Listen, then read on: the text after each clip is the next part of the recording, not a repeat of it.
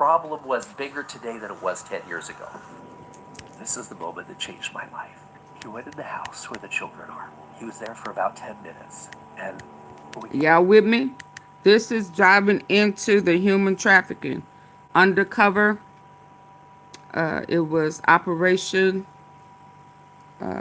in Colombia, where it kind of ties into Epstein, Trump, Diddy, the elite, human trafficking, government undercover.